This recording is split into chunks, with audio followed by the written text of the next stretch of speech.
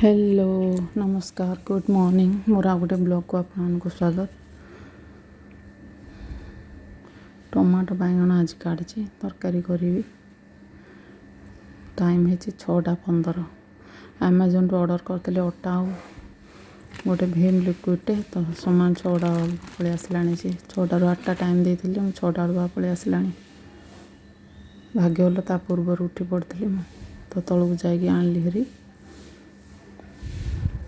अल्प अटा थिला तो ऑर्डर करी रात से काढ़ीदेली यहाँ ता भर रखीदेली से अटा काढ़ी करी आलू बैगण तरकारी बसई आलू सीझा बसई आठ बैगण काटिकी रखी। आज आलू बैगण तरकारी एका करदेवी। पुओ चिकेन अच्छी संडे से खाईदेव। ये रुटी करी रखी मतलब चलती रुटी करा सियाड़े आलू बैगण तरकारी भी होगला। तापर बापा पुओ ब्रेड अंडा आमलेट रेडी से माने खाइले। तापर लंच प्रिपेयर करदेली पैक करदेली। गाधे गले तापर मो काम धाम सारिकी मुझे पार्क पलि आसी गोटे जिनसटे ये नेबी बोलिकी देखो पार्क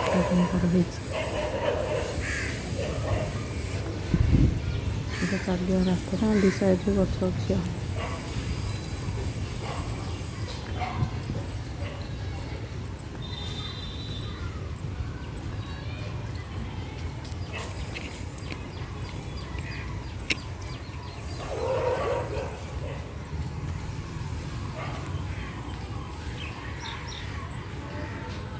सबू बुढ़ा बुढ़ी आसिक ये बसता होती पार्क में। भी खरा गरम हो तो किए आसुना हेले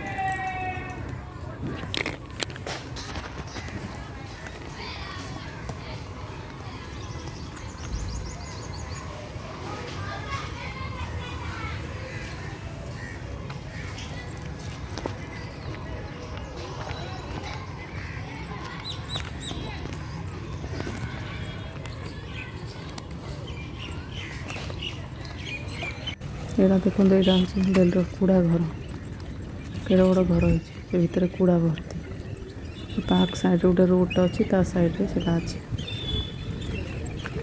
तो पार्क एपट साइड रही वीडियो करी। डस्टबिन जाक सब अच्छी पार्क रे कूड़ा फिंगे बोलिकी खरा प्रबल होता।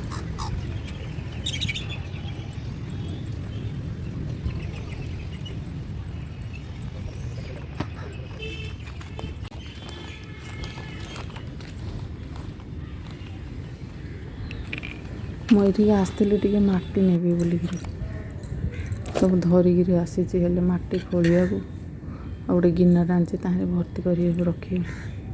से जो फ्लावर पॉट जहाँ कि ना गमला जाक से माटी रखा मतलब जी माटी मो पाखे कि से फुल है खाली रोचे बहुत जगह तो आगे माटी भल पकईदे पूरा फुल हो नवाक आसती। पार्क रेगा तो ये मिलूँ आ कौट मिलूनी आसती एमती खोली खोलिकी सब भर्ती कली से पॉलिथिन दीटा पॉलिथिन भी धरिकी आसती। अटा जटा आगा धरिकी पलि आसती। यहाँ टे स्ट्रंग जरीटा तो यहाँ आगा धरिकी पलि आसती आड़े भर्ती कली ना से गछ जार टे पकईदे दीटा जहाँ हो गोटे तो पूरा फुल हो रही आउ दीटा गछ पकईदे यहाँ माटी खोली तापर भर्ती कली से स्क्रू ड्राइवर भाया कौड़े पकईदेली आ मिललानी से मत गिनारे खोली खोली कली।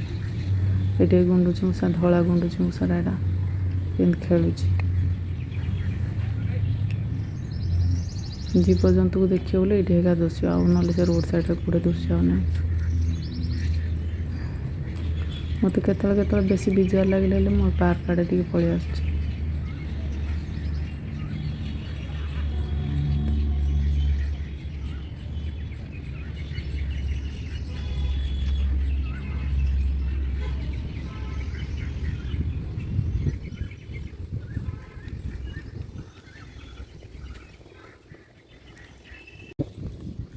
एति माटी भर्ती कर रखी एति आने भी आउ ने टेकी पारे भर गोटे आ दीटा पॉलिथिन धरिकी आसती ଟିକେ ବାହାର ଭିଉ ଦେଖାଉଛି। ଗୁଣ୍ଡୁଚି ମୂଷା ଯାକ ଟିକେ ଚିଉଁ ଚିଉଁ ଚିଉଁ ଚିଉଁ ସାଉଣ୍ଡ ହେଉଥିଲା, ଭଲ ସାଉଣ୍ଡ ଲାଗୁଥିଲା, ଭଲ ଲାଗୁଥିଲା ସେଠି।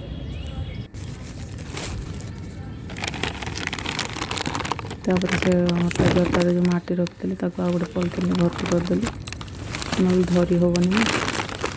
ଭର୍ତ୍ତି କରିଦେଲି, ତାପରେ ଧରିକି ଘରକୁ ଆସିଲି। ଆଉ ବୋଟଲରେ ହେଲେ ଧରିକି ଆସିଥିଲି।